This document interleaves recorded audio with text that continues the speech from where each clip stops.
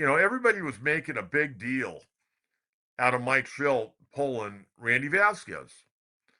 Okay, here's the deal, and I'm going to talk more about Mike Schilt in a minute. But by the way, when Mike Schilt's ball club clinches a playoff spot, that means that Mike Schilt, in the 5 full years that he's been a major league manager, his team has gone to the playoffs. That's quite an accomplishment. That's a really good accomplishment. But Mike Schilt yesterday was trying to win a division title. He knows he's going to be in the playoffs, but he wants more. He wants a division title. I wanted a division title. You wanted a division title. Not sure the players wanted a division title. All right. Yesterday, you've got Randy Vasquez, who I think Mike Schilt at times this year has pulled too early from ball games.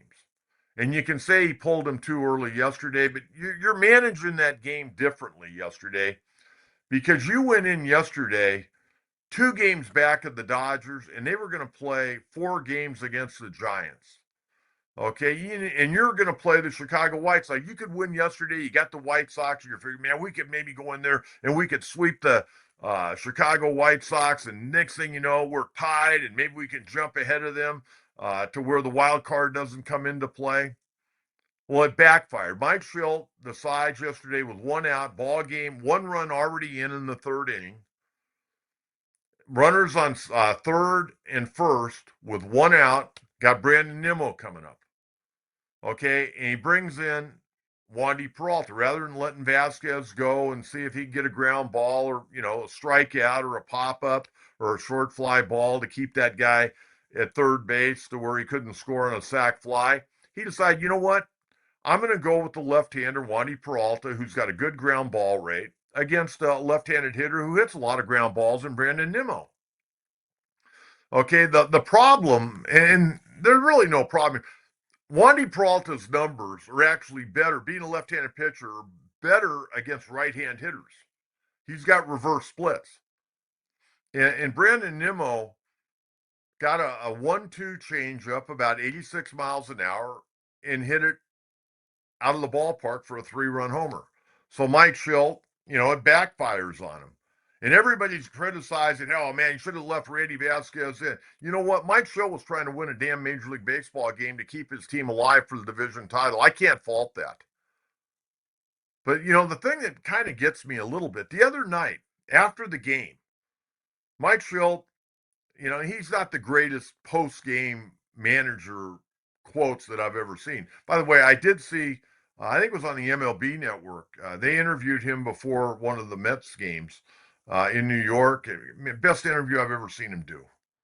Best interview I've ever seen him do. Post game, I don't even watch some of the post game because I don't really, it's same old stuff from him. But I'm going to defend him right now because this guy is trying to win. But what I wanted to say, after they won the other night on Wednesday, they were talking to him. He goes, hey, I took Pavetta out. This is a playoff situation, man. And so yesterday, after they get beat, somebody asked Fernando about the game and the playoffs. He goes, well, this ain't the playoffs yet. Well, is that because they lost? Because the night before, your manager's talking about, this is like the playoffs right now. Why? Because Mike Schilt wants to damn win the division that they pissed away, to be honest with you. The Dodgers were like handing it to him, yet the Padres weren't willing to take it. So what's the mindset of the players right now? Are they just going to play it out knowing they're in the playoffs, knowing they're probably going to Chicago? The manager, and I'm sure the coach, man, they want to win. I'm not sure all the players in that clubhouse are on the same page right now. That bothers me. Every day you suit up. Every day you suit up. You go out there play, you're playing to win a ball game. And you got to play with your hair on fire. I know it's a long season. I know guys are tired. You can watch the Padres right now, and you can tell a lot of their guys are sucking gas right now. The starting pitching's not good. The bullpen has even shown some chinks in their armor lately. But what do we got here? Do we have a bunch of guys that are all pulling all the rope all in the right direction? Or do we have some guys that have 2 fingers on the rope and other guys that got their full hand on the rope trying to pull it and win here? I think a lot of these guys are just cruising to the end of the year. Know we're going to be in the playoffs. We'll go to Chicago. We'll give it our best ever. We'll lay it on the line then. Doesn't work that way, man. You can't have the on-off switch. You got to be ready to roll. And it showed me yesterday more than anything else. And I'm not a big believer in how Schilt handles his pitching staff. Okay, I think he gets a little too trigger happy. I think at times he needs to believe in his guys a little bit more. But yesterday, I have no fault with him, and I had no fault with him taking out Pavetta the other night. Pavetta, obviously, they were hitting a lot of balls off of him hard. I mean, he ended up giving up 3 home runs, which, by the way, I believe is a career high for him. I had no problem with that.